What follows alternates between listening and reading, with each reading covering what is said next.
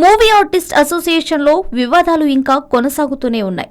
ఎన్నికల పూర్తయిన తర్వాత కూడా నరేష్ వర్గానికి శివాజీరాజా వర్గానికి మధ్య ఆధిపత్య పోరు కొనసాగుతూనే ఉంది. రెండు వర్గాలు ఒకరిపై మరొకరు బురద జల్లుకోవడానికి ప్రయత్నిస్తూ అబాస్ పాలవుతున్నారు. తాజాగా రాజశేఖర్ కూతురుపై నిరాధారమైన ఆరోపణలు చేసి శివాజీరాజా బుక్కయ్యాడు. ఈ విషయం ఇండస్ట్రీలో చర్చనీయాంశమైంది. ఇంతకు ఏమైందంటే, మా అసోసియేషన్ ఎన్నికల్లో విజయం సాధించిన తర్వాత ఏప్రిల్ 1 నుంచి నరేష్ అధ్యక్షుడిగా, జీవితా రాజశేఖర్ ప్రధాన కార్యదర్శిగా బాధ్యతల్ని చేపట్టారు. ఆ క్రమంలో మా నిధులకు సంబంధించి 7 లక్షల రూపాయలు దుర్వినియోగం అయ్యాయని శివాజీరాజా వర్గం ఆరోపించింది. ఆ నిధులు ఏకంగా జీవితా రాజశేఖర్ కూతురు అకౌంట్లోకి ట్రాన్స్ఫర్ కావడంతో వివాదంగా మారింది. శివాజీరాజా వర్గం చేసిన ఆరోపణలపై జీవిత స్పందించారు. తెలంగాణ ప్రభుత్వానికి ధన్యవాదాలు తెలిపేందుకు అడ్వర్టైజ్మెంట్ ఇవ్వాలని మా కార్యవర్గం నిర్ణయించింది. ఆ సమయంలో కోశాధికారి రాజీవ్ కనకాల అందుబాటులో లేరు. దాంతో దానికి కావలసిన మొత్తాన్ని స్వయంగా మేమే ఇచ్చామని జీవిత వెల్లడించారు.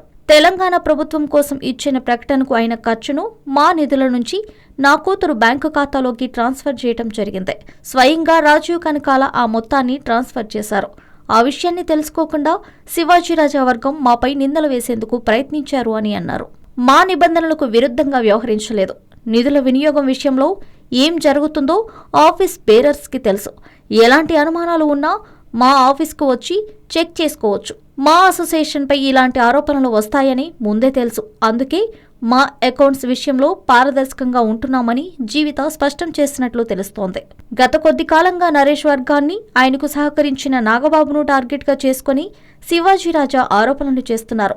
అయితే తాజాగా రాజశేఖర్ కూతుర్ని ఈ వివాదంలోకి లాగుతూ చేసిన ఆరోపణలు బౌన్స్ బ్యాక్ కావడంపై సినీ వర్గాలు తలో విధంగా వ్యాఖ్యలు చేస్తున్నారు. అసలు విషయం తెలుసుకోకుండా ఆయన వర్గం విమర్శలు చేయడం తగదు అని అంటున్నారు. హలో, మిమ్మల్నే ఫిలిం సెలబ్రిటీస్ రియల్ స్టోరీస్ ఏంటో తెలుసుకోవాలనుందా? లేటెస్ట్ గా రిలీజ్ అయ్యే మూవీ రివ్యూస్ నేను చెప్తే వినాలనుందా?